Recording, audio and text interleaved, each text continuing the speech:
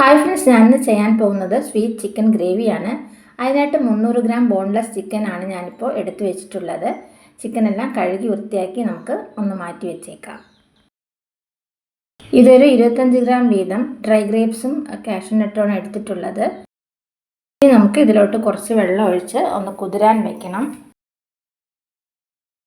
ഒരു 20 നിമിഷം വെച്ച ശേഷം മിക്സിയിലിട്ട് നന്നായിട്ട് നല്ല പേസ്റ്റ് പോലെ അരച്ചെടുത്ത് മാറ്റി വയ്ക്കാം. ഇനി ഒരു ചട്ടിയിൽ കുറച്ച് എണ്ണ ഒഴിച്ച് കൊടുക്കാം. അത് ഞാനിപ്പം പട്ട, ഗ്രാമ്പൂ, ഏലക്ക ചേർത്തിട്ടുണ്ട്. 1 സ്പൂൺ വീതം പെരുംജീരകവും ജീരകവും ചേർത്തിട്ടുണ്ട്. ഇനി നമുക്ക് 1 സ്പൂൺ കൊത്തിയരിഞ്ഞ ഇഞ്ചി കൂടി ചേർത്ത് കൊടുക്കാം. നന്നായിട്ടൊന്ന് വഴറ്റിയെടുക്കുക. ഇനി ഞാൻ ചേർത്ത് കൊടുക്കുന്നത് ഒരു വലിയ സവാള കൊത്തിയരിഞ്ഞതാണ്. അതുകൂടി ചേർത്ത് കൊടുക്കാം. പിന്നീട് നന്നായിട്ടൊന്ന് വീണ്ടും വഴറ്റിയെടുക്കാം. നമുക്ക് കുറച്ച് ഉപ്പ് കൂടി ചേർത്ത് കൊടുക്കാം.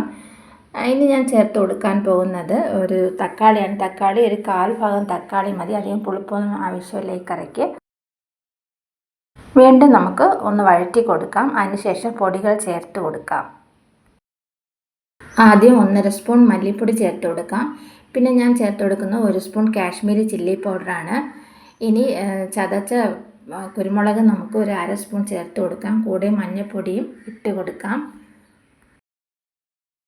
ഇനി ഈ പൊടികളൊക്കെ എണ്ണയിലിട്ട് നന്നായിട്ടൊന്ന് വഴറ്റിയെടുക്കുക. പൊടികളൊക്കെ നല്ല മൂത്ത മണം വരുമ്പോൾ നമുക്ക് നമ്മൾ കഴുകി വൃത്തിയാക്കി വെച്ചിരിക്കുന്ന ചിക്കൻ പീസെല്ലാം ഇട്ട് കൊടുക്കാം. സവാളയും ചിക്കനും കൂടി ഒന്നും കൂടി വഴറ്റി കൊടുക്കാം. അതിനുശേഷം നമുക്ക് ചിക്കൻ വേവാൻ ആവശ്യമുള്ള വെള്ളം ഒഴിച്ചു കൊടുക്കാം. ബ്രെഡിനോടും ചപ്പാത്തിയോടൊക്കെ കഴിക്കാൻ അടിപൊളിയായിട്ടുള്ളൊരു ചിക്കൻ കറിയാണിത്. തീർച്ചയായിട്ടും എല്ലാവരും ഒന്ന് ട്രൈ ചെയ്ത് നോക്കുക. ഇനി നമുക്കിതൊന്ന് മൂടി വേവിക്കണം. ഒരു 5 മിനിറ്റിന് ശേഷം നമുക്ക് വീണ്ടും ഒന്ന് തുറന്ന് നോക്കി കറി ഒന്ന് ഇളക്കി കൊടുത്ത് വീണ്ടും അടച്ച് വേവിക്കാം. തീ കുറച്ച് കൂട്ടിയിട്ടാണ് ഞാനിപ്പോൾ വേവിക്കുന്നത്. ചിക്കൻ പെട്ടെന്ന് വെന്ത് കിട്ടാൻ വേണ്ടിയിട്ടാണ്. ഇപ്പോൾ ഞാൻ ഓപ്പൺ ചെയ്ത് നോക്കിയപ്പോൾ പകുതി വേവായിട്ടുണ്ട്. 3/4 വേവാകുമ്പോൾ നമുക്ക് നമ്മൾ അരച്ച് വെച്ചിരിക്കുന്ന കാഷ്നട്ടും ഡ്രൈ ഗ്രേപ്സും കൂടി ചേർത്ത് കൊടുക്കാം. അരപ്പ് വെള്ളം കൂടി ചേർത്ത് കൊടുക്കാം.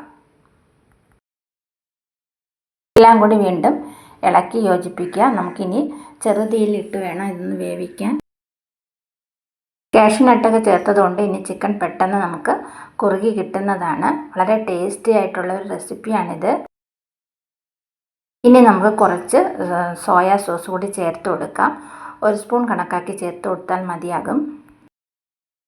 തീ വളരെ കുറച്ചിട്ട് വേണം ഇതൊക്കെ ചെയ്ത് കൊടുക്കാൻ. ഇനി നമുക്ക് കുറച്ച് കറിവേപ്പില കൂടി ചേർത്ത് കൊടുക്കാം. ഇനി 1-2 മിനിറ്റ് ഇളക്കി കൊടുത്ത ശേഷം നമുക്ക് സ്റ്റവ് ഓഫ് ചെയ്യാവുന്നതാണ്. ഇപ്പോൾ നമ്മുടെ സ്വീറ്റ് ചിക്കൻ ഗ്രേവി റെഡി ആയിട്ടുണ്ട്. വളരെ ടേസ്റ്റി ആയിട്ടുള്ളൊരു റെസിപ്പിയാണിത്. കുട്ടികൾക്കൊക്കെ ഒരുപാട് ഇഷ്ടപ്പെടുന്ന ഒരു റെസിപ്പിയാണിത്. വീഡിയോ ഇഷ്ടമായ ലൈക്ക്, ഷെയർ ആൻഡ് സബ്സ്ക്രൈബ് ചെയ്യുക. അതുപോലെ നിങ്ങളുടെ കമൻസും എന്നെ അറിയിക്കുക.